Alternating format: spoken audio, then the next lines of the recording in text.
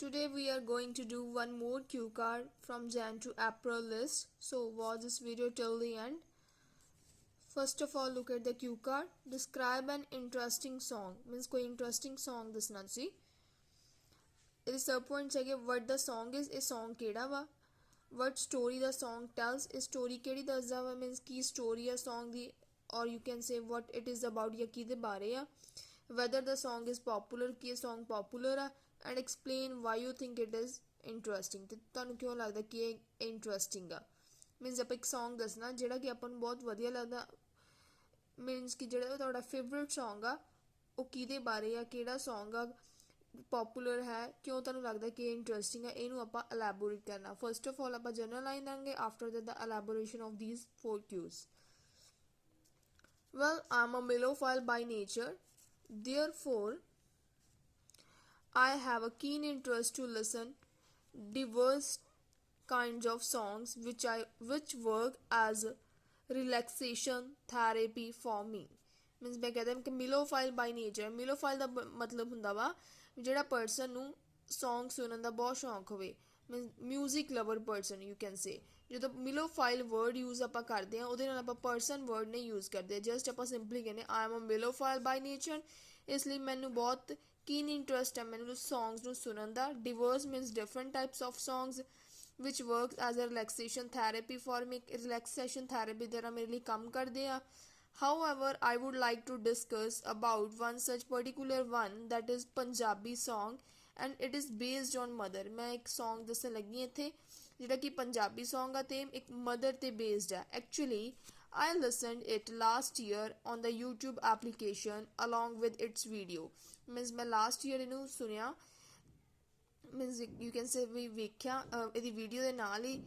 That is compose, ਜਿਹੜਾ ਕਿ compose ਕੀਤਾ ਗਿਆ ਸੀ by most eminent personality Harbhajan Maan. Harbhajan Maan ਦੇ ਦੁਆਰਾ ਜਿਹੜਾ ਕੰਪੋਜ਼ ਕੀਤਾ ਗਿਆ ਸੀ। This song represent the importance of a mother because of her sacrifices which she does for her child in entire life. Means ਇਹ ਜਿਹੜਾ ਸੌਂਗ ਆ ਰਿਪਰਜੈਂਟ ਕੀ ਕਰਦਾ ਵਾ, ਇੰਪੋਰਟੈਂਸ ਦੱਸਦਾ ਵਾ ਮਦਰ ਦੀ, ਬਿਕੋਜ਼ ਆਫ ਕਿਉਂ ਦੱਸਦਾ ਉਹਦੀ ਇੰਪੋਰਟੈਂਟ ਉਹਦੇ ਸੈਕਰੀਫਾਈਸਿਸ ਕਰਕੇ, ਵਿਚ ਸ਼ੀ ਡਜ਼ ਜੋ ਕਿ ਉਹ ਕਰਦੀ ਆ ਆਪਣੀ ਚਾਈਲਡ ਦੇ ਲਈ ਆਪਣੀ ਪੂਰੀ life. Whenever I listen it, ਜਦੋਂ ਵੀ ਮੈਂ ਇਹਨੂੰ ਸੁਣਦੀ ਹਾਂ, I get emotional towards my mother. ਮੈਂ ਆਪਣੀ ਮਦਰ ਦੇ ਲਈ ਹਮੇਸ਼ਾ ਇਮੋਸ਼ਨਲ ਹੋ ਜਾਂਦੀ ਹਾਂ। ਮੀਨਸ ਕਿ ਮੈਨੂੰ ਰਿਮਾਈਂਡ ਕਰਵਾਉਂਦਾ ਕਿ ਮੇਰੀ ਮਦਰ ਦੇ ਰਿਗਾਰਡਿੰਗ ਮੇਰੇ ਇਮੋਸ਼ਨਸ ਨੂੰ ਕੀ ਕਰਦਾ ਵਾ, ਉਹਨਾਂ ਨੂੰ ਮਤਲਬ ਮੈਨੂੰ ਰਿਅਲਾਈਜ਼ ਕਰਾਉਂਦਾ importance of my mother. Apart from this, ਇਸ ਤੋਂ ਇਲਾਵਾ when I am sad about something, ਜਦੋਂ ਵੀ ਮੈਂ ਸੈਡ ਹੁੰਦੀ ਹਾਂ ਕਿਸੇ ਵੀ ਚੀਜ਼ ਬਾਰੇ, my first priority goes to this song. ਮੇਰੀ ਪਹਿਲੀ ਪ੍ਰਾਇਓਰਿਟੀ ਕਿਹਨੂੰ ਜਾਂਦੀ, ਇਸ ਸੌਂਗ ਨੂੰ ਜਾਂਦੀ ਹੈ। As far its lyrics are concern, ਜਦੋਂ ਤੱਕ ਇਹਦੇ ਲਿਰਿਕਸ ਦੀ ਗੱਲ ਆ, these are really remarkable, ਇਹ ਬਹੁਤ ਹੀ ਵਧੀਆ ਵਾ। ਬਿਸਾਈਡਸ, ਇਸ ਤੋਂ ਇਲਾਵਾ this is still most famous song, ਇਸ ਲਈ ਇਹ ਹਜੇ ਵੀ ਬਹੁਤ ਹੀ ਫੇਮਸ ਸੌਂਗ ਆ ਇਨ ਪੰਜਾਬੀ ਇੰਡਸਟਰੀ ਦੇ ਵਿੱਚ। By dint of this it is listened by sitting in family, ਇਸ ਲਈ ਇਹ ਸੁਣਿਆ ਜਾਂਦਾ ਵਾ। ਬਾਈ ਡੈਂਟ ਆਫ ਦਿਸ ਦਾ ਮਤਲਬ ਹੁੰਦਾ ਵਾ because of this. Instead of because of this you can say by dint of this, and you can also use this cohesive device in your IELTS writing task too।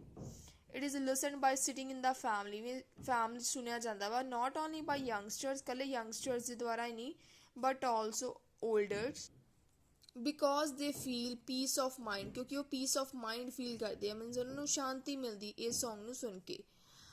if I talk about myself, ਜੇ ਮੈਂ ਆਪਣੀ ਗੱਲ ਕਰਾਂ, I vividly remember, ਮੈਨੂੰ ਪੂਰੀ ਤਰ੍ਹਾਂ ਯਾਦ ਆ, few days ago I fought with my mother, ਮੈਂ ਆਪਣੀ ਮਦਰ ਨਾਲ ਫਾਈਟ ਕਰ ਲਈ ਸੀ about something, ਕਿਸੇ ਚੀਜ਼ ਬਾਰੇ। by virtue of this ਦਾ ਮੀਨਿੰਗ ਵੀ because of this ਹੁੰਦਾ ਵਾ। I did not interact with her a couple of days, means ਮੈਂ ਆਪਣੀ ਮਦਰ ਨਾਲ ਫਾਈਟ ਕਰ ਲਈ ਜਿਹਦੇ ਕਰਕੇ ਮੈਂ couple of days ਦਾ ਮਤਲਬ 1-2 ਦਿਨ ਮੈਂ ਉਹਨਾਂ ਨਾਲ ਗੱਲ ਨਹੀਂ ਕੀਤੀ। as soon as I listened this song, ਜਿਵੇਂ ਮੈਂ ਇਸ ਸੌਂਗ ਨੂੰ ਸੁਣਿਆ, I said sorry to my mother and tightly hugged her, ਤੇ ਉਹਨੂੰ tightly hug ਕੀਤਾ।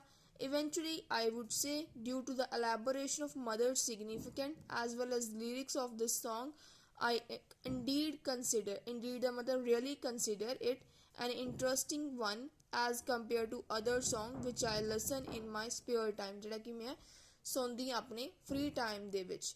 This was the cue card, which is based on interesting song. Hope so you must like this particular video and share with your friends and family, especially those students who need that particular video. Thanks for watching my video. Thanks.